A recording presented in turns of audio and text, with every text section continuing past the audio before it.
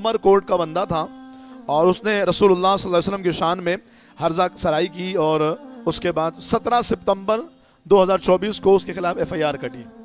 लेकिन आलमी दबाव का लेवल आप चेक कीजिए, 17 सितंबर को एफआईआर कटी है, 18 सितंबर को डाउ मेडिकल की रिपोर्ट्स आ जाती हैं कि जी वो बंदा तो पागल है,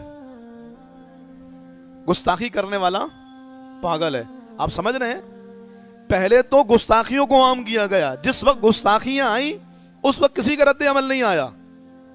जब बदतरीन गालियां हमारी जान से प्यारे नबी को दी जा रही थी उस वक्त कोई रद्द अमल नहीं आया, जबकि हम ये बता चुके हैं और ये तय है कि मुसलमानों के लिए नामूस रिसालत, नामूस मुस्तफा रेड जोन है।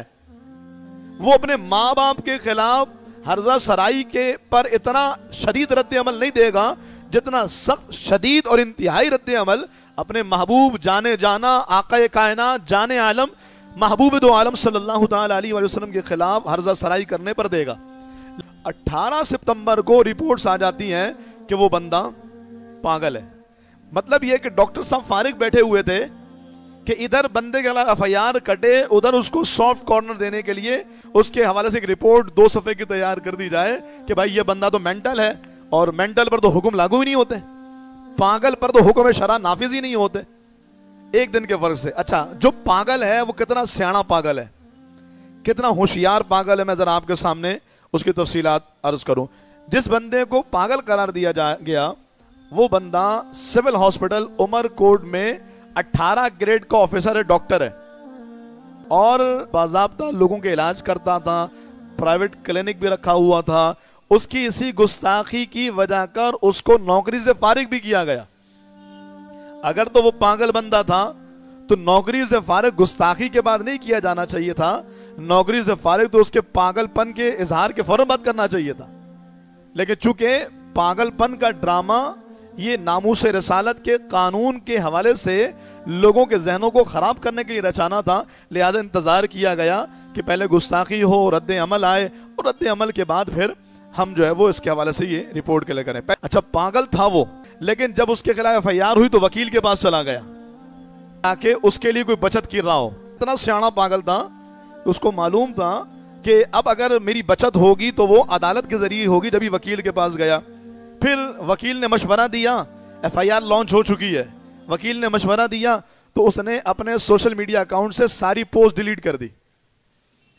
इतना सियाना पागल था, आप उसका अकाउंट देखेंगे, उस अकाउंट पर उसकी तस्वीरें और जो उसकी अपनी पोस्टें वो मौजूद हैं, जो गुस्ताखियों वाली पोस्टें चुन चुन कर डिलीट कर दी गई और फरार हो गया।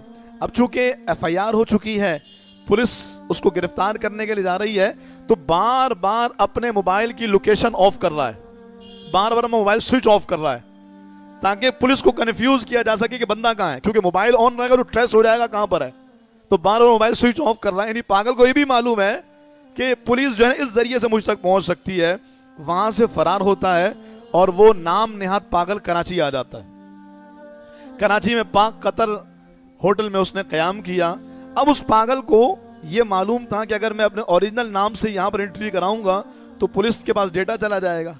उसने अपना ओरिजिनल नाम नहीं बताया, एक फर्जी नाम के साथ उसने होटल में कमरा लिया। यानी पागल का दिमाग यहां पर भी इतना चल रहा था कि असल नाम बताऊंगा तो पुलिस मुझ तक बड़ी आसानी से पहुंच सकती है। इसके बाद जो अल्हम्दुलिल्लाह हमारी पुलिस ने कार्रवाई की और उसको गिरफ्तार किया गया।